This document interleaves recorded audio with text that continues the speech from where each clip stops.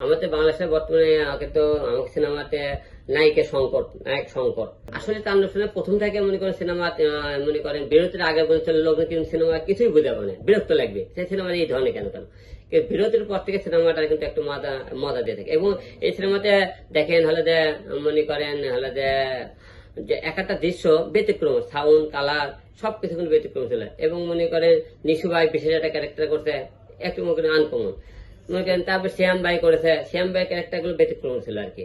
তো এখন পুরো সিনেমার যদি পার্ট 2 আসে তো এই সিনেমার মূলত দর্শক মনে হয় পরিপূর্ণ একটা আকর্ষণ পাবে। সাবিলানুর আপু কিন্তু শুরু থেকে ভালো অভিনয় করে, আপনি সবাই জানেন যে আগে যেমন একটা কোনো নায়িকা ছিল না তাকে নিয়ে ব্যস্ত হয়েছিলাম, এখন এই ব্যস্ত আর হইতেছে না। এখন যে কোনো নায়িকা নিলে আমি করতেছি একসাথে 7-8টা নায়িকা রেডি করতেছি, যাতে একটা চলে গেলে যাতে দ্বিতীয় মনে করেন লোকজনকে আলবাই নায়িকা চলে গেলে থাকে যে আর তো পাইলেন না, সবাই চলে যায়। এই জন্য করতেছি আমরা নায়িকাটা বেশি এবার আমরা জুটি তৈরি করতেছি, যাতে লোকজন মনে করে হিরো আলম নায়কটা গেলেও আপনারাও যাতে বলতেন আলম ভাইয়ে চলে গেল এখন আপনি কাকে নিয়ে করবেন, আপনারাও যাতে এই প্রশ্ন উত্তর না দিতে পারে।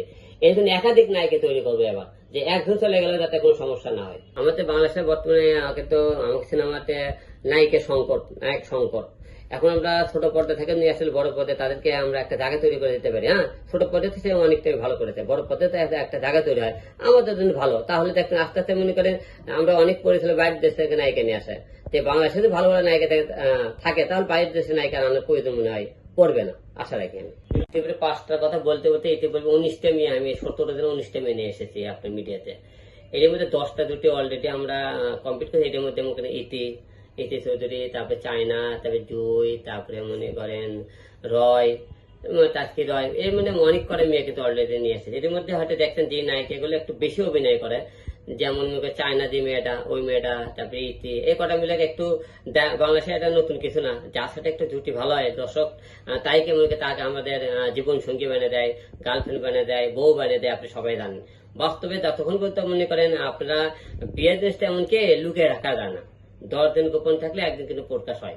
তো যেহেতু মনে করেন আমার জীবনে এখন বর্তমানে কেউ নেই, যেহেতু ভবিষ্যতে মনে করেন কেউ না কেউ আসতেই পারে, কিন্তু আমরা এই মুহূর্তে আমি বিয়ের সাথে কোনো চিন্তা ভাবনা নেই, আমি সামনে কাজ নিয়ে চিন্তা ভাবনা করতেছি, কাজ করতে চাই নাই যে সিনেমা হলে দর্শক টানতে পারে এমন খুবই কম এখন। আর সাকিব ভাই সিনেমাগুলো একটু বেশি চলে, আপনারা সবাই জানেন। এই জন্য যে সিনেমা বেশি চলে দর্শক কিন্তু সেটি দেখার জন্য বেশি চলে। যে সিনেমা বাইরে চলে ইউটিউবের লোকজন দেখার জন্য আগ্রহী থাকে, যারা হলে না যেতে পারে, যারা দেশের বাইরে না যেতে পারে, তারা কিন্তু এই সিনেমাকে দেখার জন্য প্রচুর আগ্রহ করে।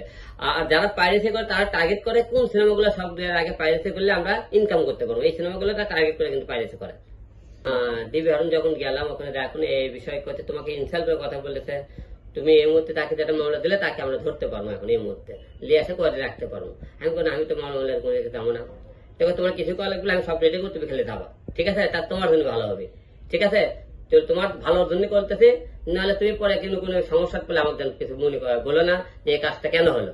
তো পরে চিন্তা করলাম যে যেহেতু দেশ তাদের হাতে, এখন আওয়ামী লীগ মানে পুরো দেশ তাদের হাতে, সবকিছু মিলে যে দেখেন আমি তো আমার নিজের বুদ্ধি না আসলে আমি তো নিজেই ফসে যাবো, কারণ আমার একটা না আছে পেছনে মামা, না আছে খালু, না আছে টাকা, না হলে আমি এমপি দল করি না, কোনো দলীয় ভাবে আমি কোনো পদ আছে তাও না। আমি মারা গেলে আমার মা বাবা আমার বাচ্চা কাছে দেখার মধ্যে কেউ নাই, সবকিছু মিলে আমি কোনো না, আমার বউ ছেলে বাচ্চা আমার সবাইকে নিচে করে এই আমাদের এই কাজটা করতে বাধ্য হয়েছে। কিন্তু আপনি ফলো করে দেখবেন আমি আদালতে কোর্টে উঠে দাঁড়িয়ে কিন্তু বলছি আমি এই মামলা চালাতে চাই না, মামলা আমি হয়তো করতে চাই না। আপনি আদালতে যারা যারা ছিল আপনি জিজ্ঞেস করে দেখবেন আমি ডাইরেক্ট বলছি আমি মামলা আমি চাই না।